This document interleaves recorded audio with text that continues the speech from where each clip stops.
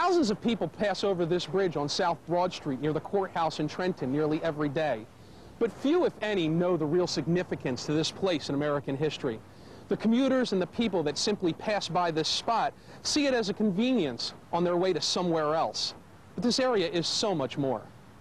On the bridge over the Assunpink Creek, the people of Trenton erected a magnificent triumphal arch to commemorate the reception of President-elect George Washington as he traveled through Trenton on April 24, 1789, en route to his inauguration in New York City. Making his way from Mount Vernon to New York, the soon-to-be first President of the United States was now being given a hero's welcome on the site of one of his greatest moments. Here it was that Washington battled with British forces that outnumbered him nearly 2-to-1.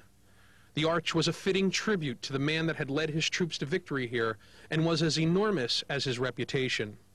25 feet high and supported by 13 pillars covered in masses of evergreen, wreaths of laurel, and spring flowers, the arched canopy was nearly 21 feet wide and 12 feet in length. Over the entrance to the arch, emblazoned in gilt letters on a blue background, was inscribed the sentiments of a trusting nation. Above the arch, a wreath of laurels and flowers with the dates of Washington's greatest victories at Trenton, and a single sunflower directing the hopes and affections of a nation at the man who would come to be known as the father of our country. As Washington made his way through the arch, he was greeted by 6 little girls dressed in white, carrying baskets of flowers, and 13 young ladies to represent the states, also dressed in white. Behind them stood a choir of 22 of the most prominent ladies of Trenton. As Washington rode beneath the arch on this beautiful white stallion, the choir of ladies began to sing an ode written especially for their gallant hero, while the young ladies laid white rose petals in his path as he made his way through the crowd that had assembled to get a glimpse of the war hero and a newfound country's leader. Washington tipped his hat as he was filled with emotion at the solemn occasion.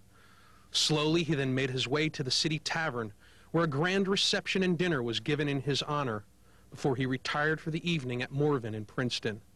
This would not be the only time this arch would be used.